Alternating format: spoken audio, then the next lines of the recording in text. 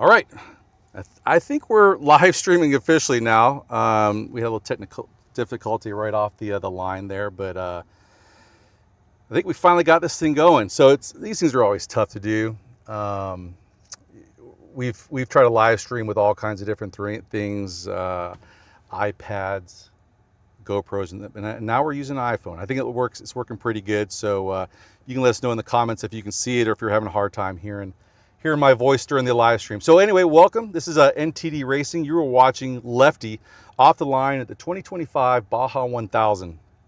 Driving right now is my good buddy Bear, and he wanted me to pass on to his family, that he's really excited about this, and we're all thankful for the opportunity. Ryan also is his navigator right now. We have some video of them going off the jump at the very beginning of the race. This is kind of a neat moment for us at the beginning of this race. They raced up the iconic Ensenada wash, and they haven't done this for like 6 years. And so we'll get that video posted here in a little bit of them doing that. We're hoping to catch that in the live stream.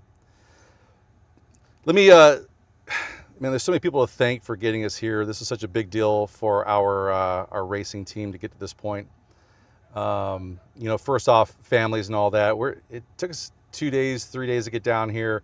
Couple days to get ready for the race. We're going to race, and it takes a couple days to get back, and so that's a lot of time away from the family. So we do appreciate all the support and letting us do all this cool stuff that we do. We got some amazing sponsors who got us here. Bentech, the big name on the side of our truck. What an amazing team that they have, and really our race team wouldn't be possible without the software and hardware that Bentech makes. It just makes roll cages easy, makes it possible, and that our fleet of trucks is all due to the amazing stuff that Bentech produces. Pivot, such a great sponsor since day one, and these guys just make amazing products. And thank you guys for getting us out here. We'll talk more about them as we go. Industrial Power, my buddy Brian over there and his team at Industrial Power, not a small team. These guys are huge. 3 facilities in the Fort Worth area, selling heavy trucks and any kind of modification you need to your RV or heavy truck, whether it's transmissions or engines. They're the ones to call. They can come out to you with their mobile service also in the Fort Worth area. Look up Industrial Power. We're also really lucky to have some other folks helping out in this one. I'd be remiss not to talk about Milestar. We run their tires on all of our cars, and right now Lefty's got a set of tires on there.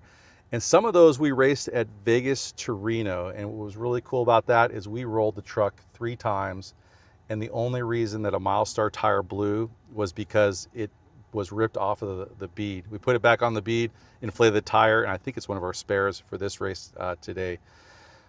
Fiberworks, they set us up. We called them. We had like I said, we rolled our car, lost the entire body, and they hooked us up with this beautiful red gel coat that you're seeing on the hood of Lefty right now as it's driving down the road towards Nelson's, the proving ground out there. So we should see that here shortly. And then ESS also just providing with some really amazing eyewear for this race.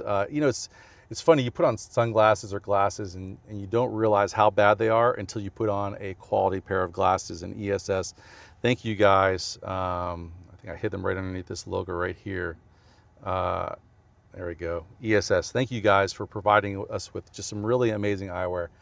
And like I said, you don't know how bad your eyewear is until you put good stuff on. And this is just the most important instrument you have for pilots, or for people racing cars, or just in general doing work out there, is to protect your eyes.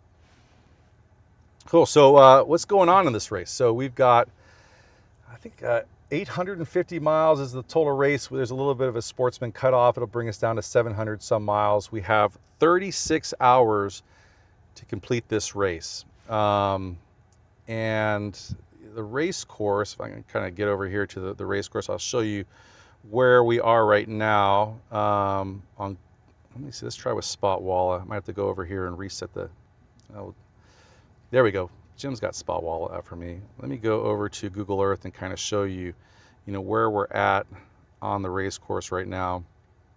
He's heading over, It looks like he's over on this main road, probably heading over towards what is called Nelson's. And Nelson's is a proving ground over here. And if you're watching some of the other live streams and you see the cars like Robbie Gordon, the Red Bull cars and all that, full on sending it, that's where that's going on. So we should see them get to Nelson's, probably within the next 20 to 30 minutes or something like that by the time they get there.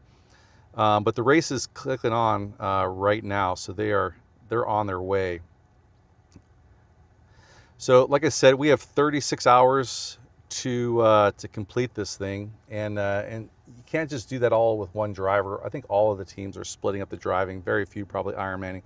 We have 4 driver groups that we'll be using for this race. So starting this off, like I said, my buddy Bear Corey, and we've been friends for a long time, former A10 driver, flies 777s now, and just an all-around really great dude. He's been the guy that's been helping us out of the ranch and just does all kinds of stuff for NTD Racing. And then the worst part is finding us lodging, and then also dealing with all the money for the team. So thank you, Bear, for all that. Next to him is Ryan Lester. Ryan and I met years ago when we were on a sailing trip with our buddy Sea Dog, Brian O'Neill, the owner of Industrial Power. And Ryan, just a great dude. This is his second race, first time down in Mexico. You could tell he was pretty amped for this race, so excited to see him in the truck. After that, taking over on the second leg, well down south after the runs down the beach will be my brother Mike, a ski patroller at Vail, also owner of Forest Improvements, doing tree care, any kind of tree cutting down on ski resorts and those kinds of things in the Vail area. And then next to him, my buddy from New Mexico Military Institute, Dennis LeBeau, goes by Denny, and probably one of the nicest guys. This guy is liked by just about everybody except one dude when we were at the Air Force Academy. Besides that dude, every other human on earth loves Denny, and we've known each other for about 34 years now. And a great dude, general manager for NTD Racing, and just everything he does just makes it happen nice and smoothly. Big help to everyone on the team.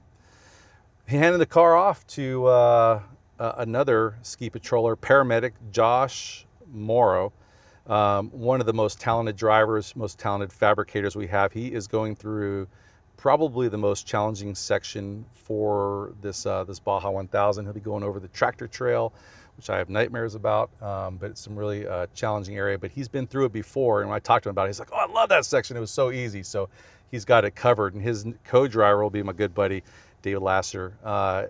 Since day one on the team, he runs all of our maps. Just one of the most reliable humans on Earth. Great dude, and he will be the navigator on leg 3. They'll finally hand it over to my buddy Jimbo and I. So I will be racing the last leg, picking it up somewhere after the Sportsman Cup, a couple miles before the Goat Trail, and then we will be driving the last 150 some miles, something like that, to the end. My co-driver, my buddy Jimbo, again, another dude. We've been friends ever since we were freshmen at New Mexico Military Institute, probably the first guy I met when I went on to college, and some 34 years ago or something like that. And a great buddy of mine. He's been on the team since day one of our best navigators, one of our best drivers on the team. We got so many great drivers now. Not everybody can go in the left seat. We're putting some folks in the right seat. It's kind of a unique situation, I think, for this race, in that everybody in the truck, I think except for Ryan, is a driver also. So really, really strong team to get us to the end. We've been doing days and days of map study. Our team isn't, there's a lot of rich teams out here. You probably see like the Red Bull team and the Impudias and all that. And you got some really wealthy teams out here. They come out here, they've been out here for weeks to pre-run.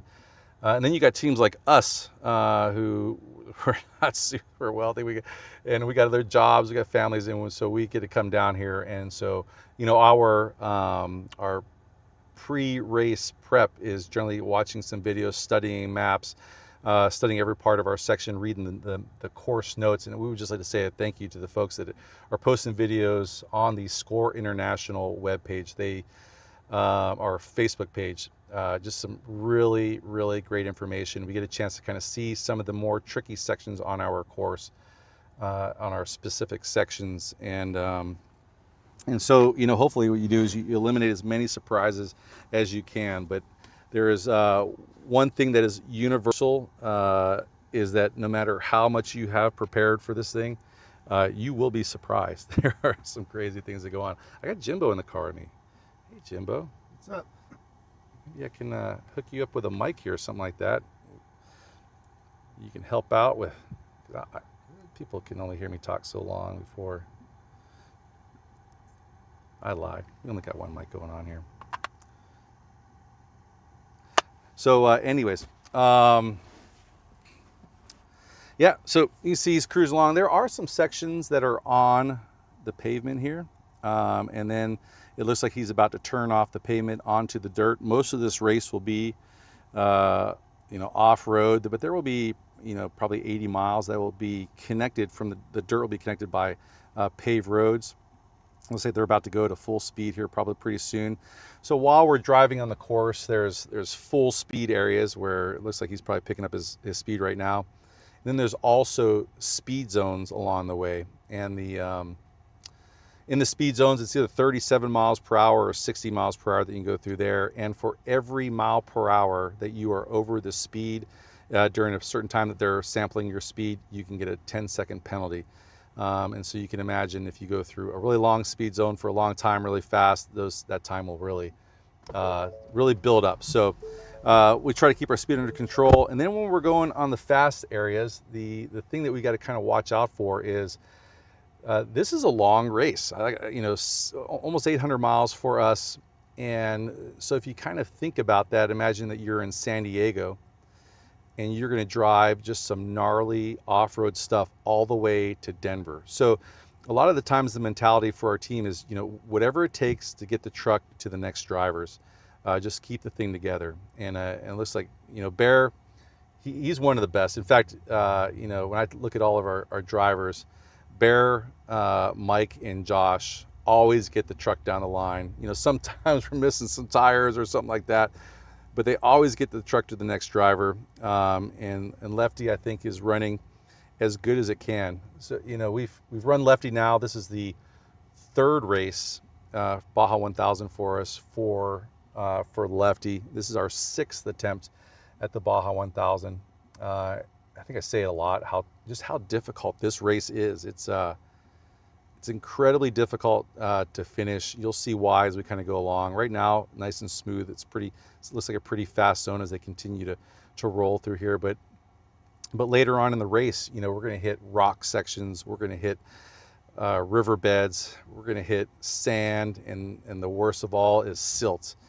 And not many people, I think, understand why silt is bad. And what is silt? First off, silt, imagine baby powder. It doesn't stick to itself. It is just super fine. You can't clump it together, and you can make no traction in it.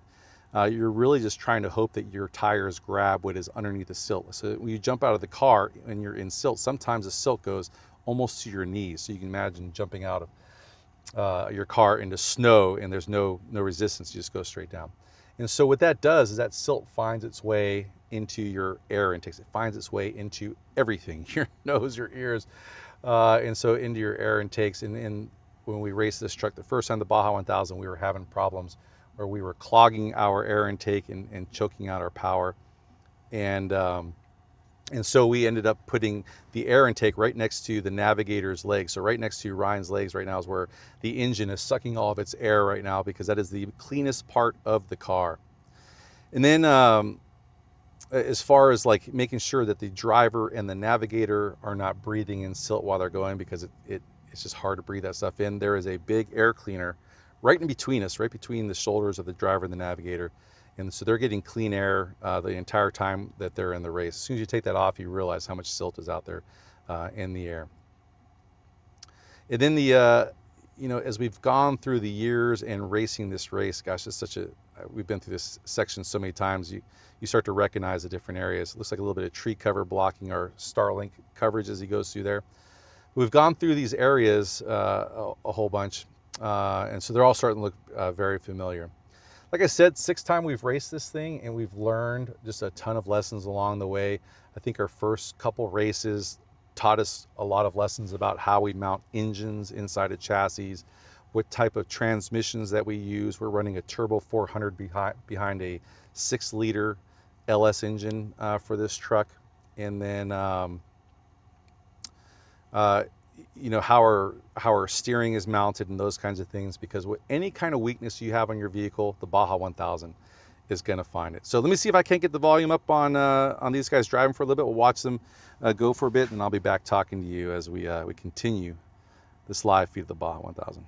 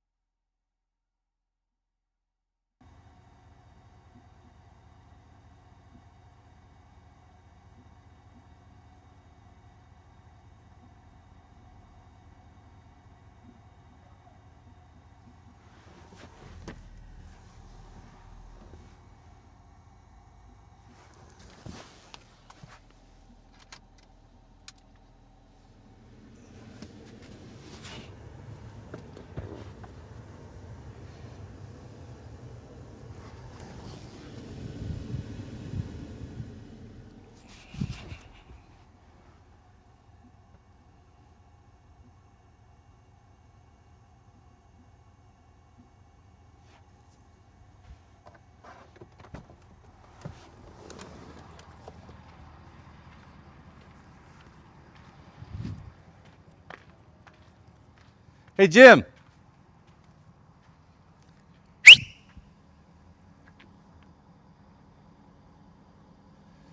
Are you guys, can you check the live feed and see if I have audio right now? Can you show me what I'm seeing?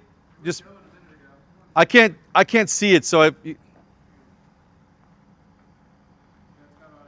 you hear the engine going?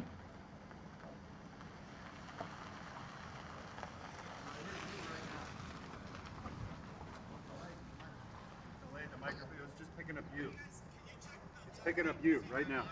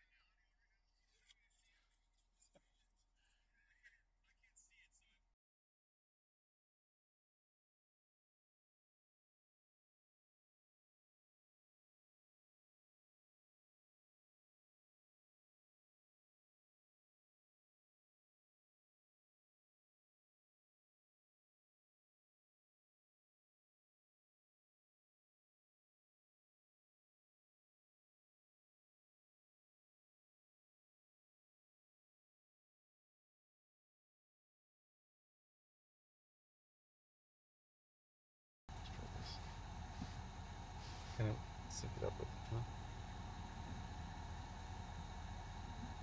It seems to be, it's like a 20-second delay maybe.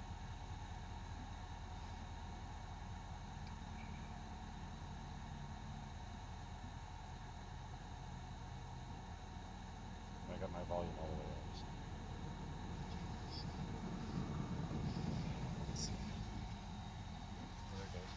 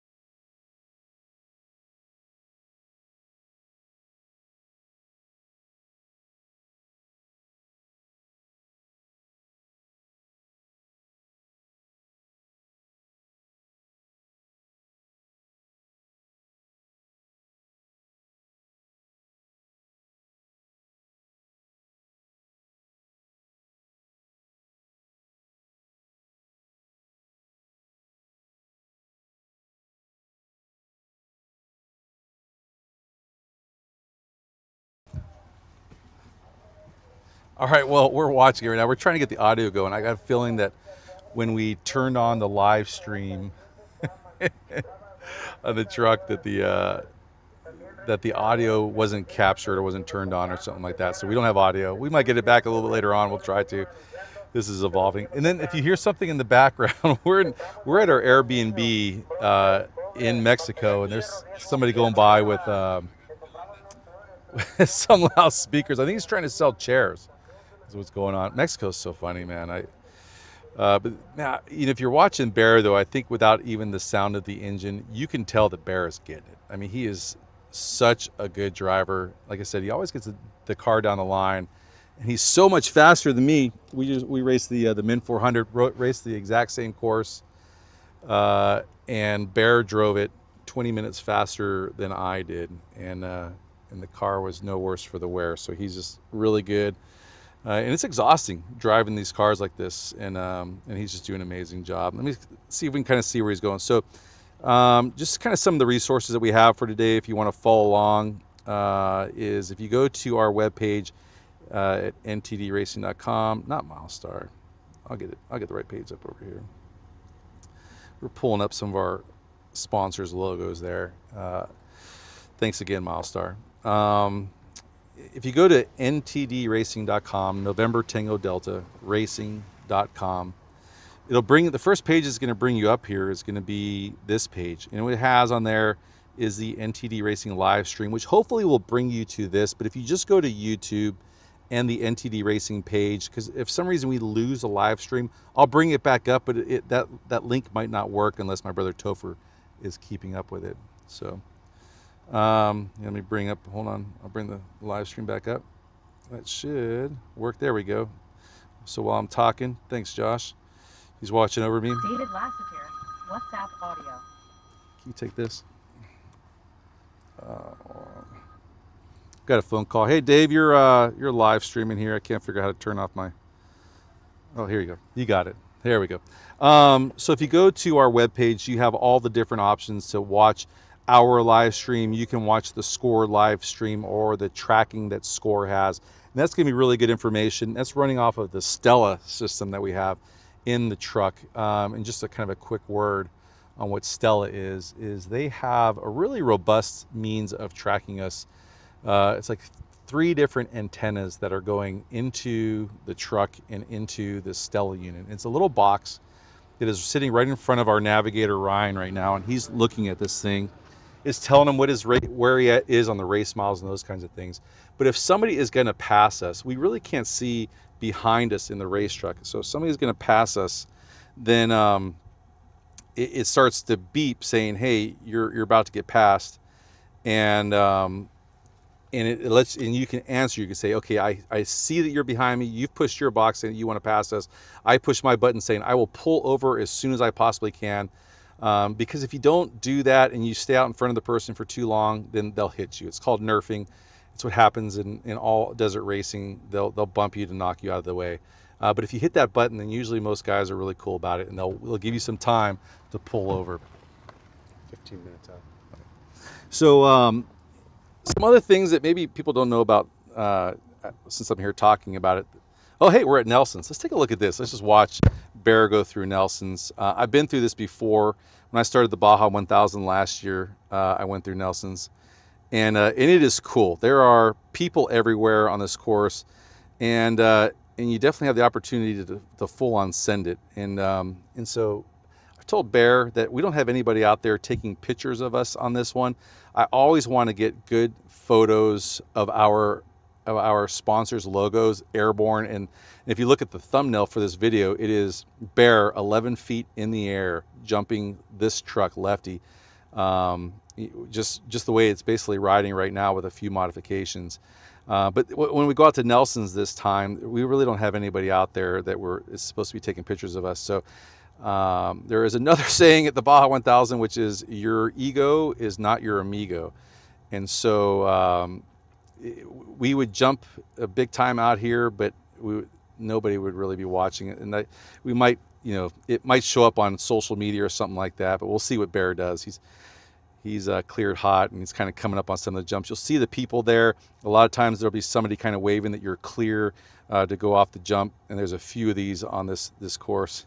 Oh my goodness, he's smoking it, and you can tell right now when there's a lot of cars, this is the big jump. So we'll see. I'll be interested to see if the phone holds on, because it's just a MagSafe holding this phone on. Let's see what happens to the thing over the jump. Oh yeah, usually when the camera goes really smooth for a couple seconds, that means you're airborne. And it's a funny feeling inside this truck, because when you jump lefty, you sometimes don't realize you're in the air.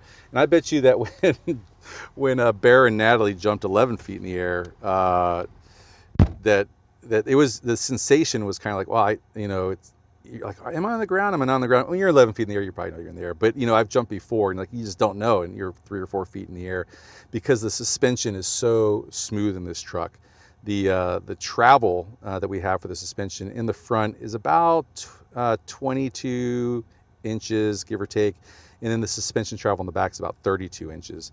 And so you can drop this thing from 15 feet, and and then we also have really comfortable suspension seats and those kinds of things, and it just is not as violent as you would think. What ends up being kind of violent and uncomfortable is when you're just going over the washboard type stuff, and that's when the shocks really start to heat up, and the truck just isn't really designed to do those kinds of things. It is really designed to go fast in a straight line and jump and take whoops, and the reason that we can do those things, and the reason that we can roll a truck and roll it back on its tires and drive it to a finish line is because of companies like Bentech, who just making roll cages like this just easy. So that's Bear rolling through Nelson's. And I think he's just about to exit here pretty soon. It looked like he caught some good air. Hopefully somebody caught that on social media. You can see how many people are out there. And what's so interesting about Mexico and racing in the Mexican desert is that there will be people on the course for, oh my, he just sent it again. There'll be people on the course for all 850 miles. And they're this close to the course, and there's no barrier in between the trucks and the people.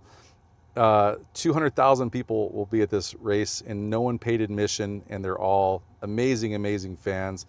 If something happens to your truck, any kind of maintenance problem, you got to change a tire, there's somebody there who's going to help you, and you won't even realize that they were there. Just kind of come out of the woods with their barbecues going on, and some beers. And last year when we got stuck at mile 56, this family took us in. It was raining, it was cold. They took us in with some tequila and some beers and a warm fire and a shelter, and they stayed there with us well after they probably wanted to leave. And they stayed there with us to make sure that we didn't get cold while we're waiting for our team in the car. And just the Mexican people are just really amazing folks. Cool. So as Bear continues there, let me go down and kind of show you again. If you are at our NTD Racing webpage, and you click on the Spot Walla, it should look something like, let me go to Spot Walla. These guys, we've been using these guys for years, and they really do make a great product. If you're listening in the live stream, it's not completely updating, so I'm going to go over to the Spot Walla page and just refresh it, and that should put everybody where they're supposed to be. And kind of give you an idea. What's really useful here is where everybody is on the course while we're looking at Spot Walla. So let me zoom in a little bit better to make it a better shot so you kind of get an idea what we're doing.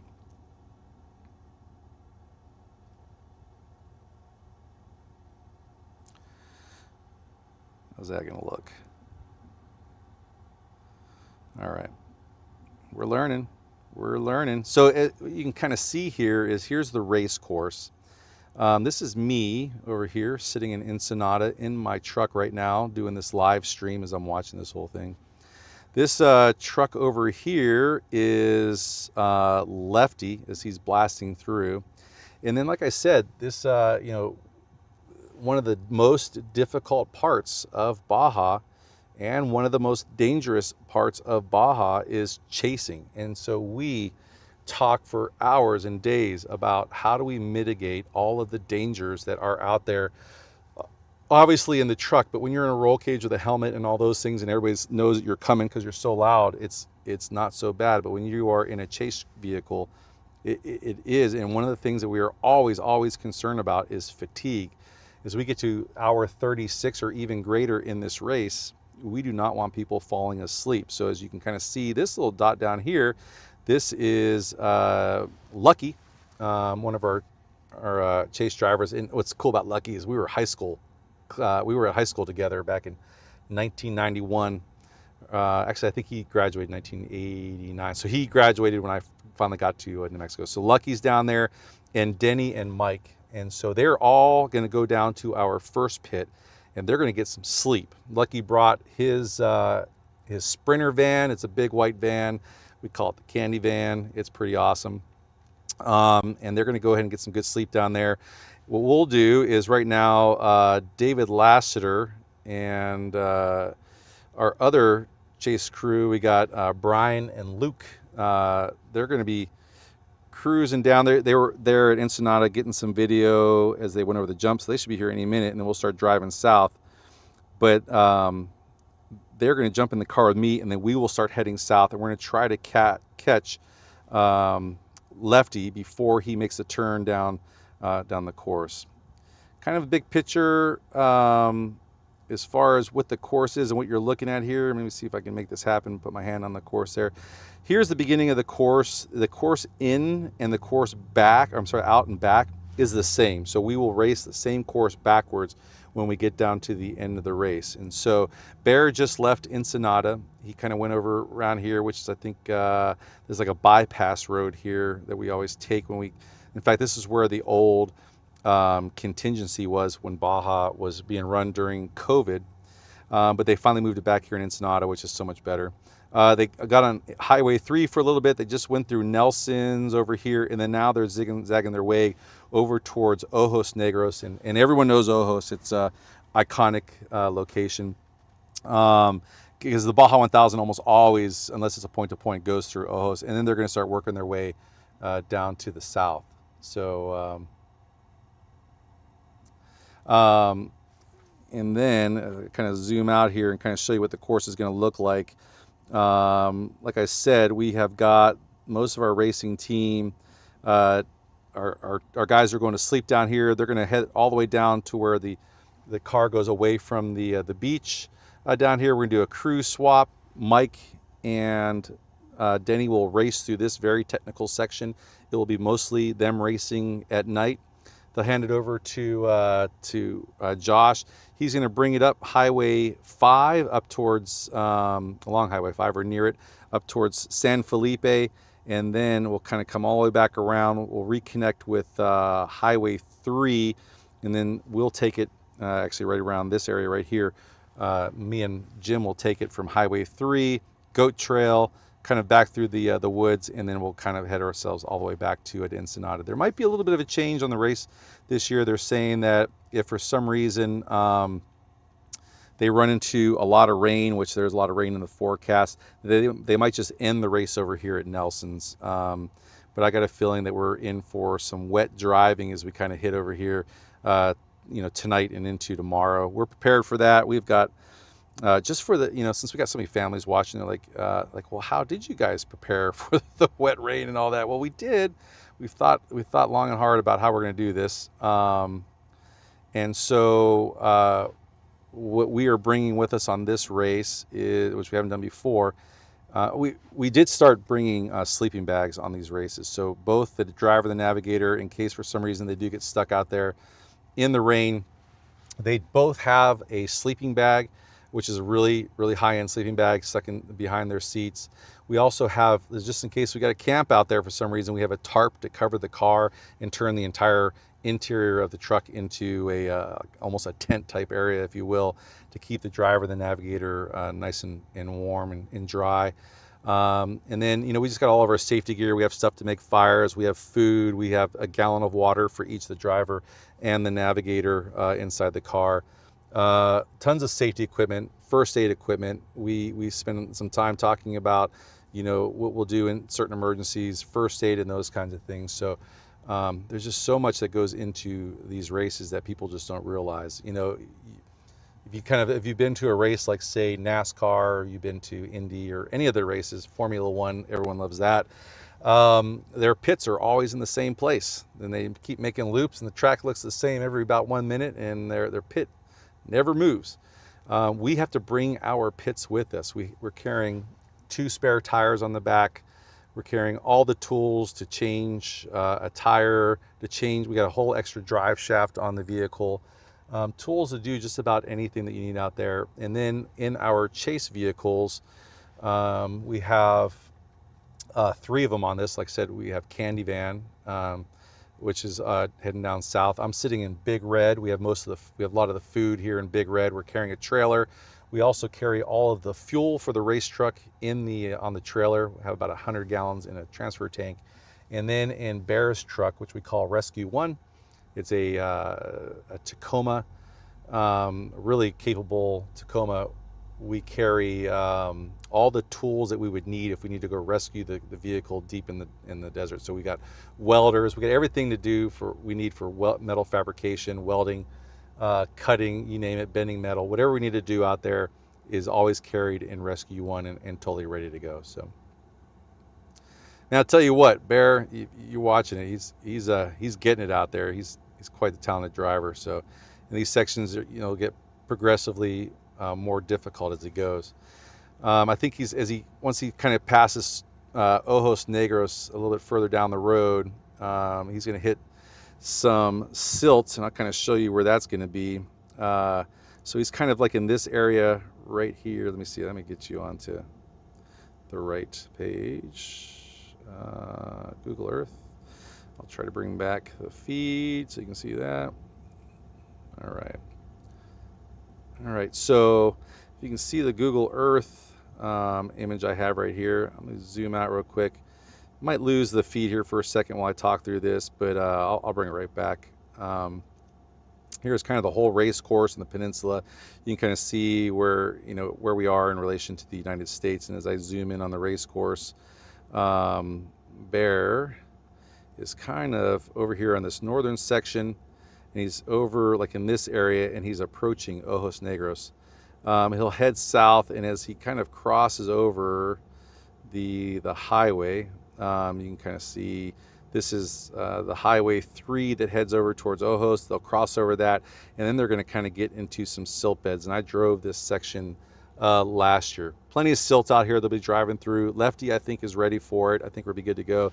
The trick about, I think I was talking about silt earlier. The other trick about silt is just that the way you have to drive through it. Our truck, we have a 14 bolt differential in the back, and what that means is that the thing that's sending power out to our tires, you've heard differentials, the pumpkin, that's that big round thing that's in the back of our truck, it's called a 14 bolt, and it sits down pretty low. It's super robust and durable, but it sits down kind of low. And so what happens is the first couple trucks, or the first 100 trucks go through there with 1,000 horsepower, and they are digging huge ruts into the silt, and especially the riverbed that's underneath the silt. So they're digging these ruts, and then the silt covers them back over. And so now you come through, and your tires just kind of find their way into these ruts like railroad tracks, and your tires go all the way to the bottom of these ruts that were just cut, and then your pumpkin is hitting the hard riverbed through the silt, and it will actually lift the tires off the ground. You will actually come to a full stop, and you'll get out of the car, and you can spin your tires because they're not actually touching anything, but the pumpkin is holding the entire vehicle off the ground. And that's the challenging part about silt. And the way that we deal with that is we get out our shovel, we start digging, and we start chipping away, get the wheels, the tires back onto something that's hard, and we try to back out of it, and then we'll try to drive sideways out of the silt. And it's happened every year. Everyone's been stuck in silt. Everyone's done it. It's legendary how tough it is to drive in silt out here, and we'll see how the team goes as we progress through that. But kind of give you a little bit of a preview of what he'll be doing over the next hour as he goes. So we might lose that feed here again for a second. I'll just kind of show you what I'm looking at on the map.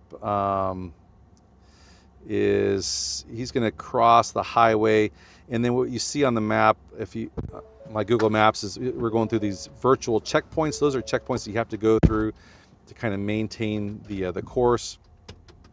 He's going to continue down through. I'm going to look for virtual checkpoint 51. There's you kind of see VCP 454. That'll be our checkpoint when we come back. But as he kind of continues south down to this virtual checkpoint number 51. Let me see if I can get to that one. VCP 40. Oh, we're going the wrong way. No, we're going the right way.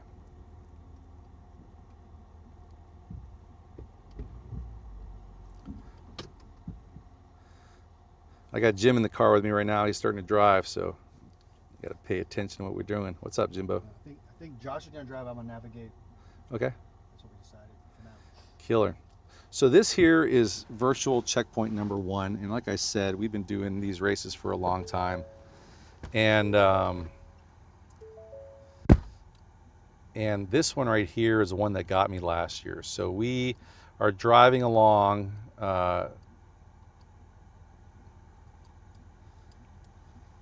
Oh, I just totally messed up. I totally messed up our view. I'll get us back there. Let me put you on watching Bear while I set up for story time. Give me a second to get back to that. There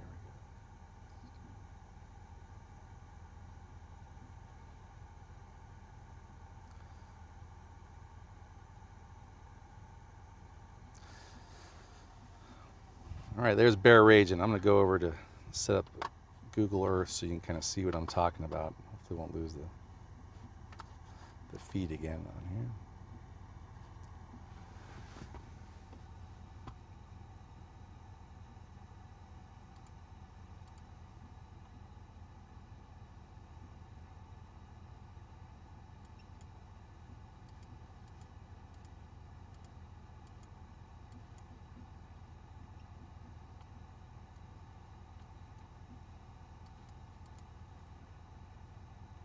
All right, if we lost it, I'm about to bring it back here in a second. VCP, I'm the 60, 61, 7.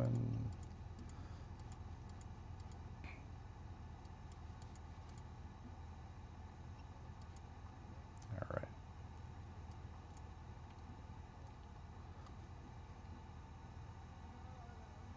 Sure enough. Sorry about that. All right, so let me just go over to the Google Earth. I'll kind of show you again what we're talking about. One of the areas that he's approaching right now. You can kind of see on the Google Earth here a really nice little meadow we were driving through as we were approaching VCP 51. And you can kind of see how the course kind of hooks over there to the right, and then it hooks back to the left, right in the center of the screen.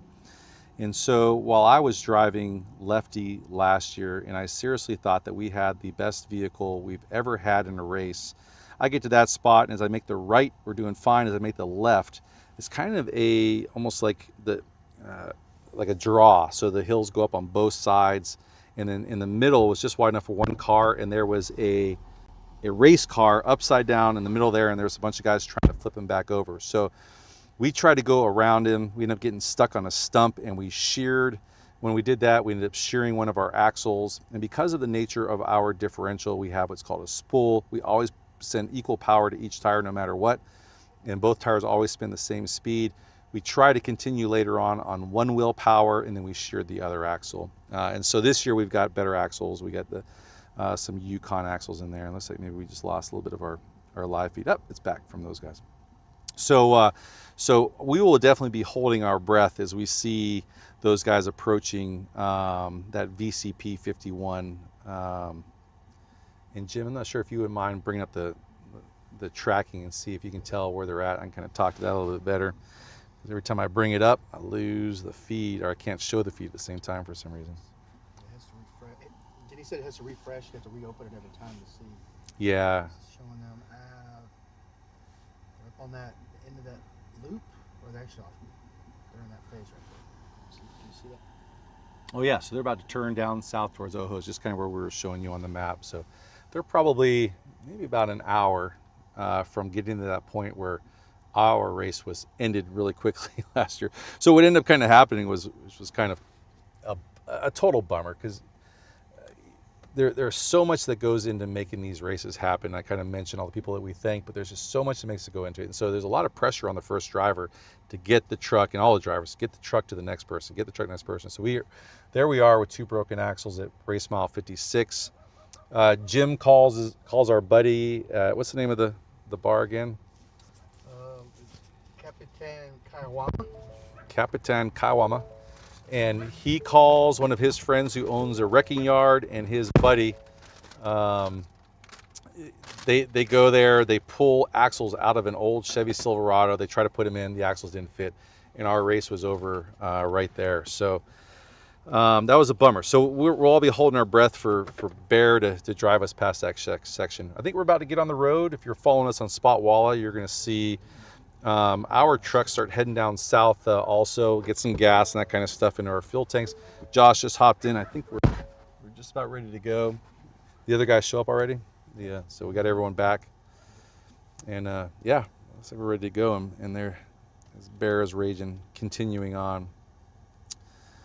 You know, for those kind of folks who've been watching our channel, I think you kind of know what our jam is, what we do. We like to build cars that are affordable for just about anybody else to build. So, in fact, I will start a race series, build series on our YouTube channel, NTD Racing, here probably in March, and it will be, I will build another car similar to this one, but better. It's gonna be better in all kinds of ways, especially front suspension, geometry, body roll, those kinds of things. But it's gonna be an amazing truck, and it's gonna be a budget build. You'll be able to follow along. It'll be called Open Source Truck. So watch out for that video series to come out sometimes after we get done with the Min 400.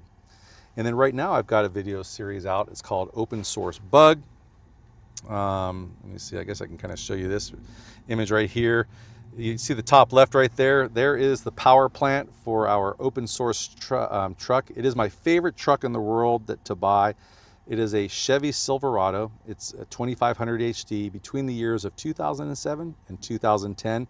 It has been hit on the passenger side just hard enough to sit off the airbags, which means that all of the fragile stuff is on the passenger side of the car. All the important stuff like computers and pumps are on the driver's side of the car.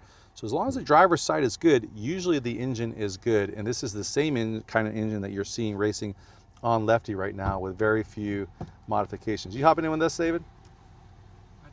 That's what Denny told me. All right, that's cool, man. Can we throw this stuff in the back and we'll clear up a seat for you? And also when we're done, can you lock up the back? Yeah, we'll lock those up. Otherwise, those things will come open while we're driving. Okay. So that'll be the truck. We're going to take off of that truck. We're going to remove the engine. We're going to remove the 14 bolt, the brakes, and the steering box off of that to make our new car. And then in the short term, you see over here on the bottom right, we have what we're calling Ladybug right now. The name may change. I'm not the one who names cars, but this is my buddy Danny's car, and Danny and Natalie. They're 2 racers on our team. We're building a Class 11, and we are currently working on a program called Open Source Bug, and where I am again providing all of the CAD files, everything that you need to know to build the exact same truck as the exact same bug as that one. And I'm showing you how we do everything. You can check that out right now on our open source. You throw that in the back also. Sure. Yeah. On our open source bug playlist on our YouTube channel that you're watching right now. And then you can kind of see right next to that is the web page on our ntdracing.com, which you will go to be able to download all of the files. My brother Toph, hopefully watching this right now, he's at home, and he maintains that. He maintains our web page because he's the smartest dude I think we all know. So thanks to Toph out there. Hopefully you're watching this right now. So that's what's kind of coming up in the future. Our current race cars that we have look a lot like this. So after this race, we're hot and heavy getting ready for the King of the Hammers, which we're going to try to take one bug to. You see on the bottom right of this image is our Class 11 bug named Trooper. And so we'll have one bug for that. And then all the other cars, as soon as we're done with King of the Hammers, we'll make a quick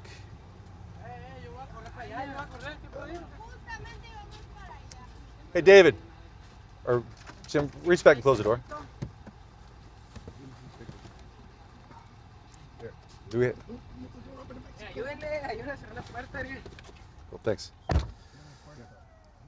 The currency of Mexico is stickers, and so we just got hit up for a load of stickers by some folks out there. See y'all. Cheers. All right. Stickers will get you out of most situations out here. So. Facebook, sigan NTD Racing site. Oh, this goes right. This goes in the door, Josh. Right in the top bucket. All right, cool. So continuing on with this, so these are the cars that we'll be getting ready for the Mint 400. So you got Bear driving lefty right now. You see him going there. Bottom left, that's the picture of Bear and Natalie, 11 feet in the air. 11 feet in the air, an amazing jump. Right to the right of that, you see. Good to go. I'm good. If you guys are, yeah. Are they good back there behind us? Yeah, cool. Let's hit it. We're now starting to head south. Josh, at some point, whenever it's really convenient, we need to get gas for the transfer tank. So, everyone got wallets, phones, and all that kind of stuff. Yeah. Killer. All right, we're on the road. Hopefully, we'll keep this live stream while we're moving. But you see, right to the right there, Honcho. That was our first truck we built. That will be at the Mint 400. We have 2 youth race cars. Up the top left there is our 200 EFI. That's going to be Sabine Whitaker rocking that thing at the Mint 400, and right below that and to the right is Matthew on his Polaris RS1, 1000 cc's. He might be the fastest car on NTD Racing now. He's just super fast with that thing. You saw Ladybug. We'll have that one ready to go, and then just one of the other ones we race. We race also the 24 Hours of Lemons. One of our chase guys out there right now is a guy named Clark Bender, goes by Zip Tie, and we met him at 24 Hours of Lemons. Really, really great guy, super knowledgeable about all things racing, and complete pleasure on this trip so far. He's one of our chase guys. He'll be working our fuel on this race, and we met him while we were racing that car, which we called Sharky. It is a 1994 Oldsmobile Cutlass Sierra, and if you're jealous, put that right in the comments of this video, because everyone should be jealous of that. It's pretty amazing. It's not a great car. We were the slowest car at the 24 Hours of Lemons. They all laughed at how slow we were, but that being said, we also took what was called the Index of Affluency, and nobody knows what that means, but what they told us is that it means that you did the most with the least, and that's for sure. We beat, I think we're 27th overall of 60, 26 of how many cars? 75. It was a lot of cars, and we took, I think, 6th in class. We never had a penalty, which is they hand out penalties like candy at 24 Hours of Lemons, and we never had a mechanical issue. So next year we've got a 2000 Camaro with an LS engine in it. We're going to be racing that at the 24 Hours of Lemons, and we're looking forward to that build series, because I got to build a roll cage for it. And how do you build roll cages? If you want to do it professionally and do it quickly, we're going to use the Bentech software. So let's go ahead and get Bear. It looks like he is getting close to a highway crossing here. If one of you guys can help me track him, see where he's at. But this to me looks like an area where he's going to start getting into some silt. And so, there's 2 kind of things you got to think about as a driver as you're getting into silt. Is one is you got to keep your speed up. You can't lose the speed as you're going through the silt beds. You got to kind of pick your line. You got to see where you're going, and sometimes the silt's going to come over the hood, and you got to stay in it and just remember what you were driving through, so you keep yourself on the line, even if you can't necessarily see out front. And then finally, if there's somebody in front of you right before you hit a silt bed, you almost want to stop and let them go, because the other thing is if they stop and brake in front of you, you got to stop behind them or hit them. And so you can see right here, really smart move by Bear to stop, make sure that they kind of pick their line and that they're clear to go. And this is the type of stuff that we get stuck in. And so he's doing a great job driving through that silt. So good job, Bear. Good job, Bear.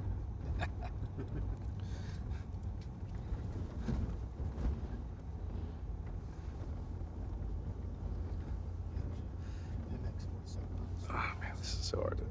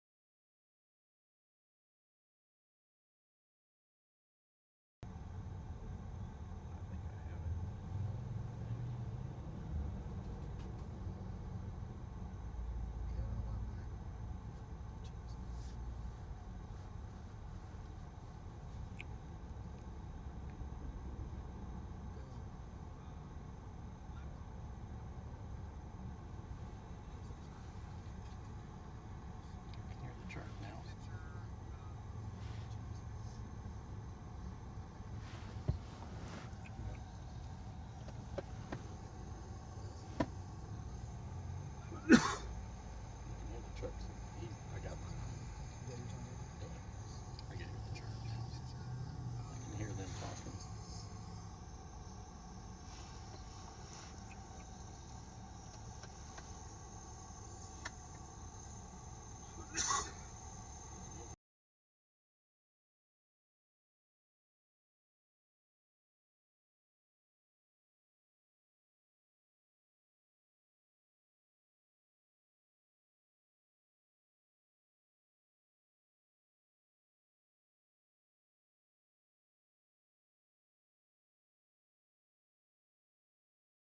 Man, it must be some silty area. Unknown caller.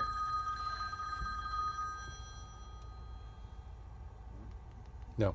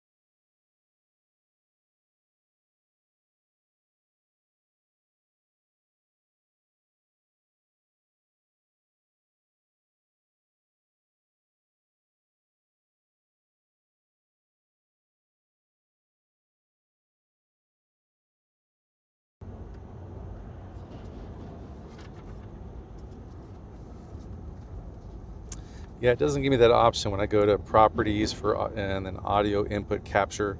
The devices just say default, microphone array, or my wireless mic. That's because you're in the wrong source. Audio input capture is just your mics, not system sound. Delete it if you added it. Back in sources, press the plus icon again. Scroll to window capture. Add that for your YouTube window. Then, inside that source, yes, now you'll see capture audio under properties. Check it. If it's grayed out, right-click the source again, filters, then add audio output capture as a filter. That pulls the window's own track.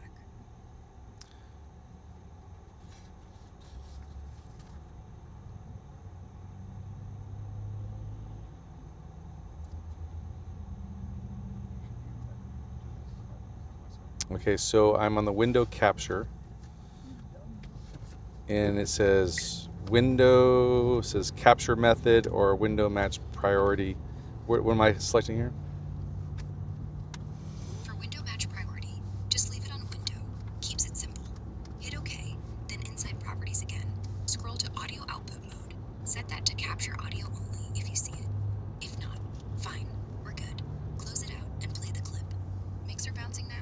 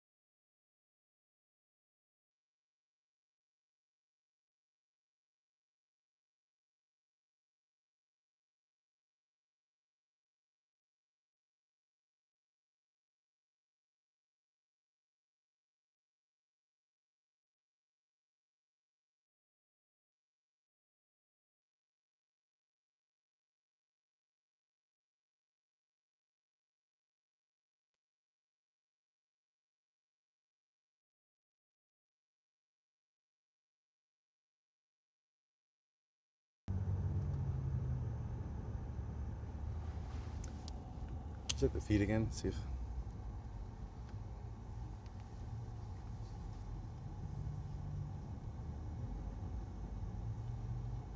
Oh, almost just hit a bug.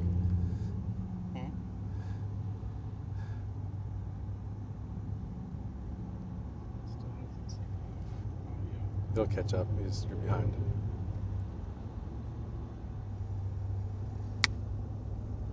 Yeah, I think it's just getting there. Just hit a bug.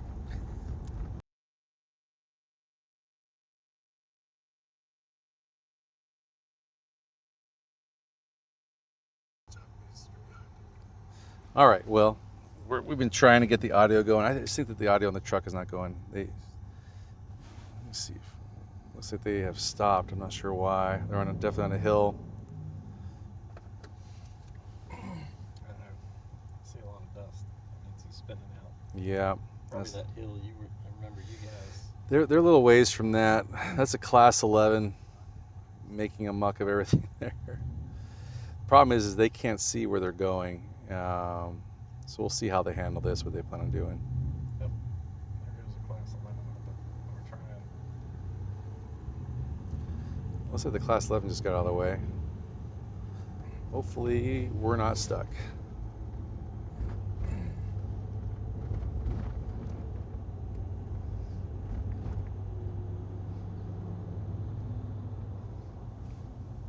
Like I said, you can kind of see a couple things there that were worth seeing that I thought are worth talking about. And Bear's just doing an amazing job driving right now. First was just how tough it is to see sometimes. You run, the Class 11 guys start ahead of us since we were amateurs. We start at the back of the field. We end up passing these guys like crazy. And as you start catching these guys,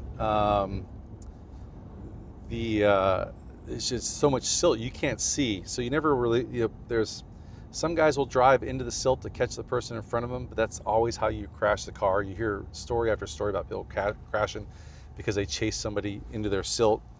And Bear, I think, did a great job not doing that. And then two, as he was cresting that hill, since our truck, Bear's a tall guy, so he can see over the hood, but as you crest a hill, you can't see really well over the hood. And so what Bear did right there, you can scroll back a couple seconds and watch, is he hit, while he was in the throttle, he also hit the brakes, and that pitched the nose over really hard so that he could see. So it's kind of just some 2-foot driving, and there's a couple situations where driving with 2 feet is definitely advantageous. It kind of sets up the car into some turns, especially if you're going just a little bit faster. It helps you see over the hood. It'll pitch the nose of the car over so that you can see better. And then if you're going to jump, it also sets you up. One of the biggest fears that we have, I think, driving one of these cars is that you're going to jump and the rear of the car is going to come over the front and you're going to basically start tumbling. And so that is one of the ways we do that. So just as you're hitting the jump, you kind of pop the brakes, and that brings your front end up and allows you to kind of fly and land flat. And even my little boy Matthew, as he's racing his RS1, he's doing the same thing. He goes out there and he's practicing some 2-foot driving also and doing a good job. You can kind of see he's behind a Class 11 here. So he's trying to pass this guy. He's obviously much faster, but there's just no way to get around him. And he's probably hitting his little pass button. But I'll tell you that Class 11 guys, I love you, but you guys don't pull over. And so we just got to wait until you get a spot. So your choices here are to hit him. And we don't hit dudes. Hopefully we don't hit dudes. or just to kind of be patient and wait. It's a long race. He's 1 hour into it. We got a long time to go, and that guy might help us out later on down the road if we're just kind of patient and stay behind him. So I found I followed a Class 11. It must have been for 3 or 4 miles, probably in the same section while I was trying to pass them, and they just didn't get out of the way. And you can kind of see they must hit the pass button. They pulled over. Super awesome. That dude was cool about it. We always try to be cool about it and pull over as soon as somebody tries to pass us, because again, if your conduct on the race course, as far as letting people pass and being courteous, will pay off big time later on if you're stuck and they pull you out. Yeah, I saw that. So they're rocking it, man. Bear's doing a good job. Let me see if I can't pull up our spot walla feed. So it might take a second here. I'm losing some of the. Actually, if you want to pull it up there, David, I think I can pull it up. Wow.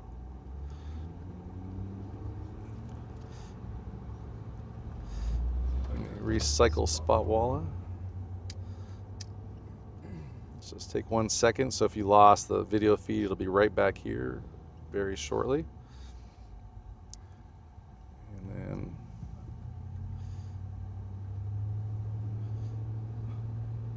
let's go ahead down to spot walla and kind of see where the race truck is at right now. You can kind of see the race truck. We're heading south, so we're like our truck that I'm currently sitting in is well out of the frame.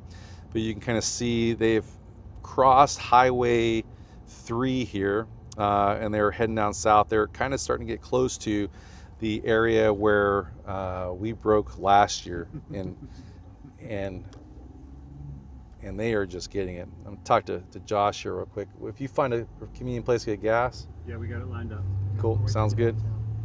Yeah, we got an empty transfer tank, and those guys are expecting gas when they get to mile, what is it, 170? Is that where they're handing it over to Denny and Mike? So they're probably not paying attention to this much right now, but they are hopefully getting some sleep because they got a long drive ahead of them tonight.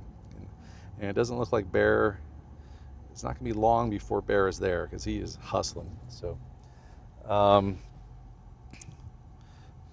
zoom in a little bit about the spot walla where they're at.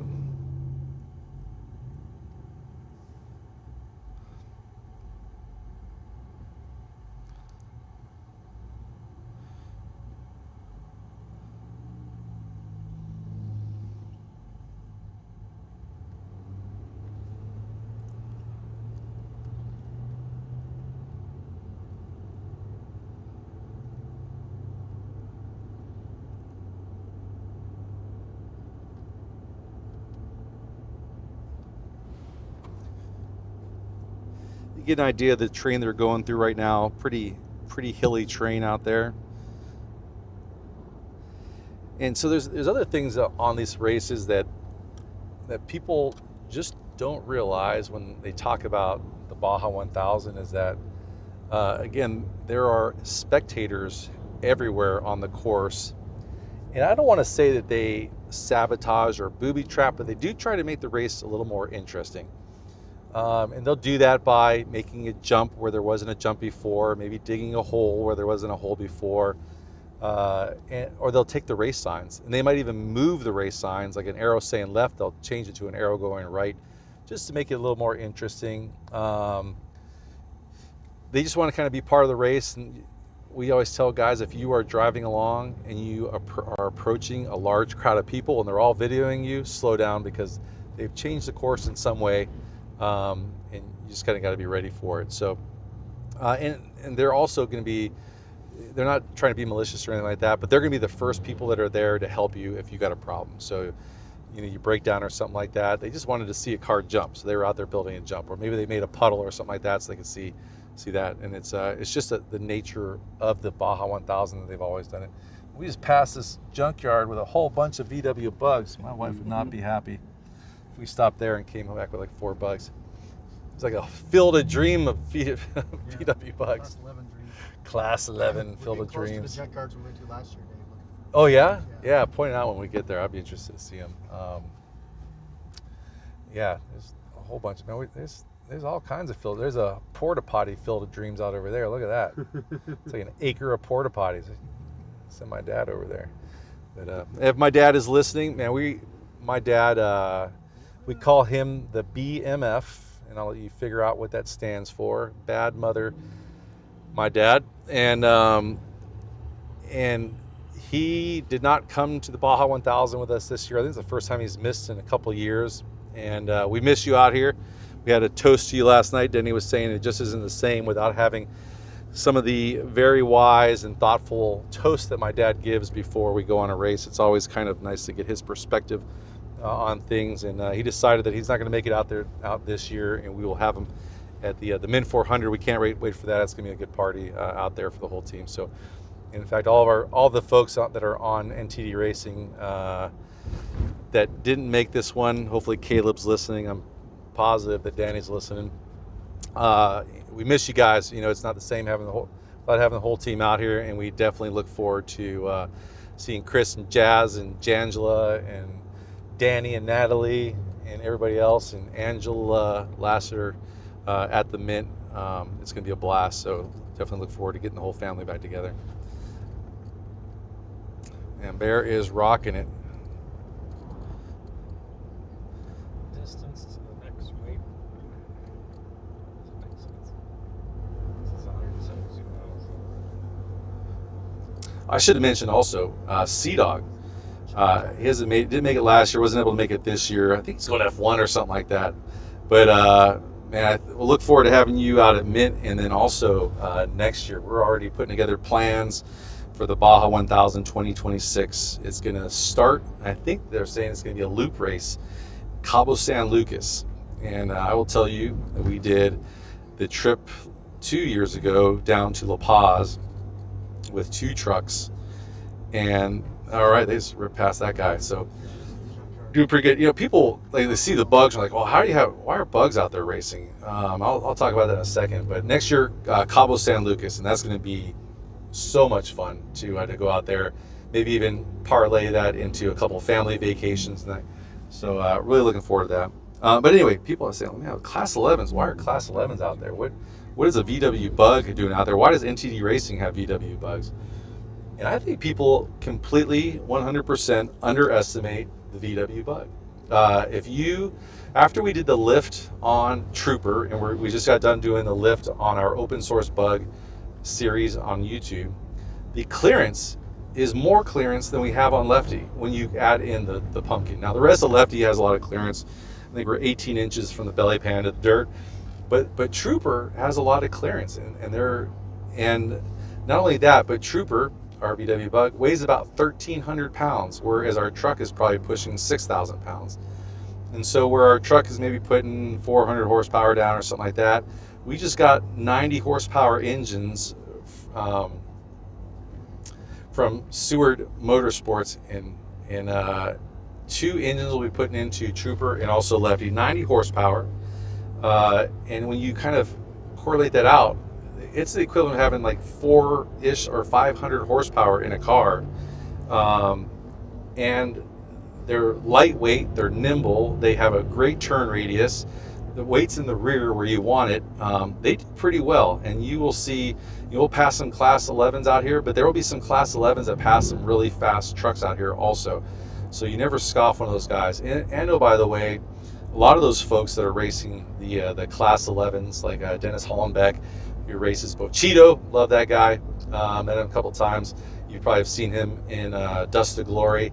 They come out here, they live out here, and they are pre-running over and over again. So when we get to a silt bed, and it's the first time we've ever seen it, and we pick the best line we can, and maybe we get stuck, they've been to that silt bed 10 times, and they know all of the routes around it. They know exactly how far they can go off course before they make it back to a virtual checkpoint. And I want to say that the year that we did the Baja 1000 from La Paz all the way to Ensenada, that one of the Class 11s, was it 36 hours? Is that what they finished it in? I think so. Yeah, it was like 36 hours. It took us 60 hours.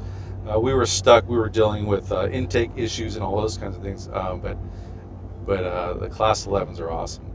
Can you guys check and see where they are at in relation to BCP 51? Because I think we're getting close to the area where I ended our race last year. Now he's rocking. He's going so fast. Yeah, when I was looking at the tracking on the score website, I don't see a VCP where they are, but which is a little bit weird. You don't see what now? Oh, what VCP they're at? Yeah. I'm trying to find what race mile they're You actually. want to throw that on? So we can do some talking. I'm going to run my voice out. We got David Lasser back here, and I just like hearing you talk, brother. You do? You got, Yeah. it's the magnet. So you put it on the other side of your shirt. Gotcha. Put the magnet on the inside. Learning new rules. Man. Let me know how David Lassiter's mic is sounding to y'all out there. If you can put it in the comments. I think David's following the comments, hopefully, or Jimbo maybe following our comments. Jim, can you pull up our comments on this video and see what people are saying? If they got any questions. If you got questions, if there's something, or maybe I'm talking too much, that could happen too. Let us know, and we can answer some questions as we go along here. Dave Lassiter says we're at race mile 43.3. That's according to the score website. 43.3. So we're getting pretty close to. Oh yeah, we're the big Yeah. hill. Yep, the big hill. We'll see Big how hill. I look forward to seeing how he tackles it. And I think that lefty is going to rip right through it, because I mean, when we were driving the same section last year, I was like, we are literally driving the best car we've ever had. It was driving so well, and you can tell that Bear is just rocking it out there. There's a couple things we'll definitely change for the next car. Josh is up front, and he's gonna start nodding here in a second. We're gonna put sway bars on the car. Yes, we are. He's nodding. Josh will be the happiest man on earth once we get a sway bar on there. We're gonna change up the geometry of the front suspension. I met guys when I was in South Africa, Century Racing. These are just some super good dudes out there. Got to know them. There's a chance we get one of their cars out to the Mint 400 this year. I sure hope that happens. I want to be a part of that.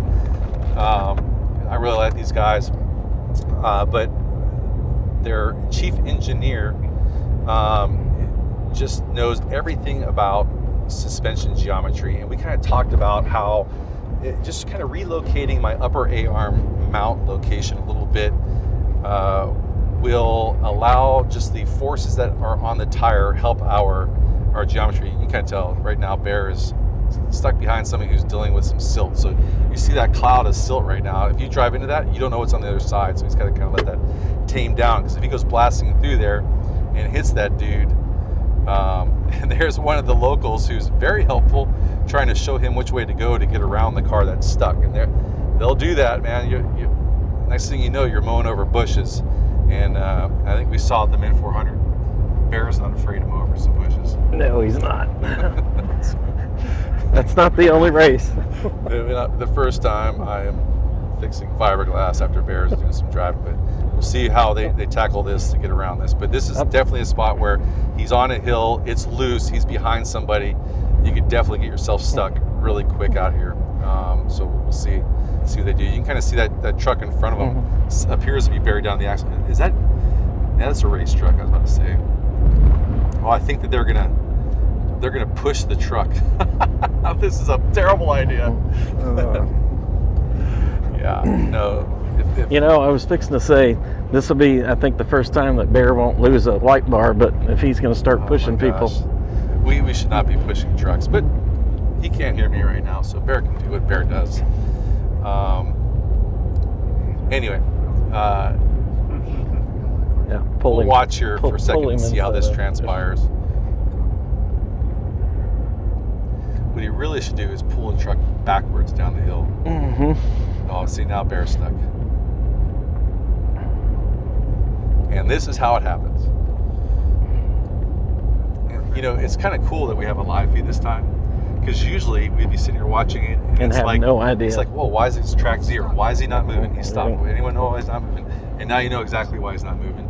Because he tried to use his bumper to push this guy uphill and he buried himself all the way down to his axle. I kind of feel like with this live feed, we should have the three heads like at Mystery Science Theater 3000, where it's the three people just commenting nonstop on the ridiculous movie that we're watching, which is Baja 1000. This might be the worst thing ever, because now we're just sitting there judging his decisions. And it's good information for us, because now we know. But,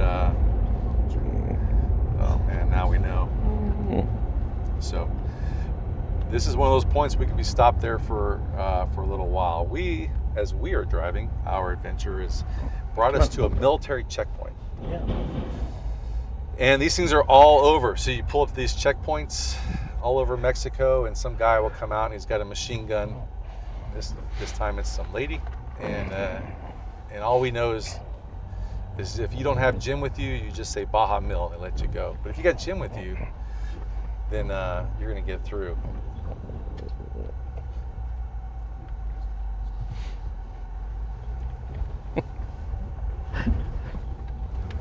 Jim, don't break your neck.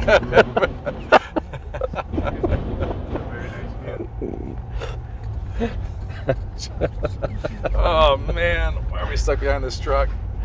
All right, well, this might be a while. We'll see. It looks like somebody was able to find a way around. Right now, what they need is somebody to pull us backwards out of this rut. So. Is that a local? He's got a local with our shovel. Some guy that we don't know with our shovel. Oh my. This is Baja, man. This is how it happens. It is. You know, we're driving along and we're on the highway, but as I look to the left, I'm like, there's some serious mountains, and they're kind of winding their way through them. It is a rugged terrain. You can kind of almost think of the climate down here as kind of the climate of San Diego. It's always pretty, a little bit of chill from the coastal air, but the weather's always really good. A lot of sand, a lot of boulders, a lot of cactus. Everything out there wants to hurt you, including the cactus. Jim, you can talk a little bit about the cactus, but Don't want to talk about the cactus. Takes a pair of pliers to get them out. Yeah, I think we got a video or some pictures where they literally had to cut Jim's shirt off to get the cactus off of him. So, yeah. Can we zero in on what kind of mile he's at? Maybe we can get an idea what the train looks like. The last update, it was still showing right around 40. Let me see. Maybe wherever he's at, 0 route miles distance per hour. per day. Oh, that says 84 miles. I'll pull it up on Spot Wall and see if I can. Yeah, because I'm not correlate that. sure. This right now says 43.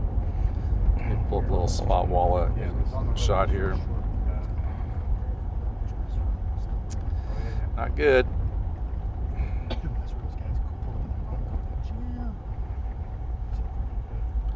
Refresh our Spot Wallet. So if you're using Spot Wallet, you just got to refresh it every time, and then it'll update where they are. You can kind of see where all of us are on Spot Wallet. Haven't been able to get it up. And so Bear is right after the split in the road there. Let's see if we can bring this up on Google Earth and see where that is and get an idea of the terrain that he's in. Is that my mouse here?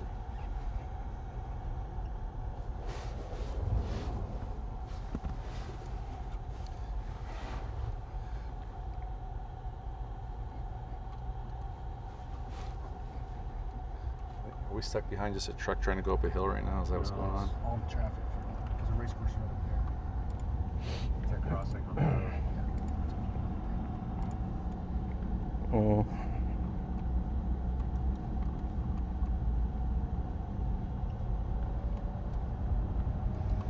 All right. Sorry for the painful. Haven't watched me manipulate a map. we could flash up the picture. All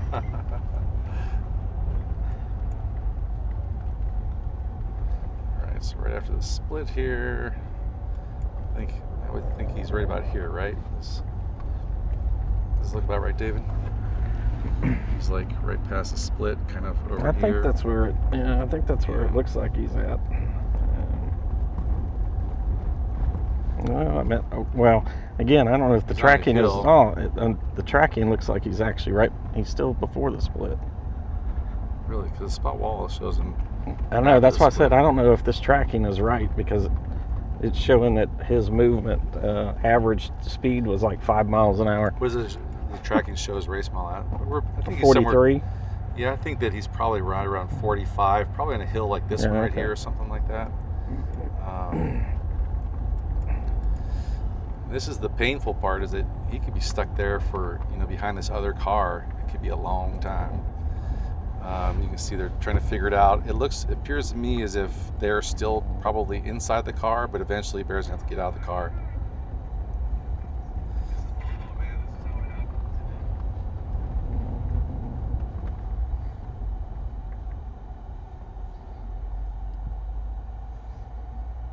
These guys appear to be out of ideas in front of us, and then cars are passing us to the right. So there's definitely a way. I think they just got to get. You got to get back. Yeah. That was a thumb. I saw a thumbs up. I'm not sure if Bear is watching the stream right now, but see if you guys are watching your own stream, Bear, maybe you can turn the audio back on. I don't want that. Oh, they may not want to touch it. Yeah, that's as good as it's gonna get right now. But problem is, yeah, they gotta. Oh, see, I did a refresh. Yeah, you're right. It looks like they're down. Right about 45. Yeah, that's about 45. So that's kind of that area we were looking at. Google Earth. We think that they're right about where you see on the screen there, race mile 45ish somewhere. Yeah. 46.3. So a little bit further down the line. Let's go see if we can update that. Get a good idea where these guys, what hill they're on. So race mile 46. It's hard to tell. There's VCP 41. It might be kind of like this area right here. Bear said we were stuck behind another racer. We didn't know that.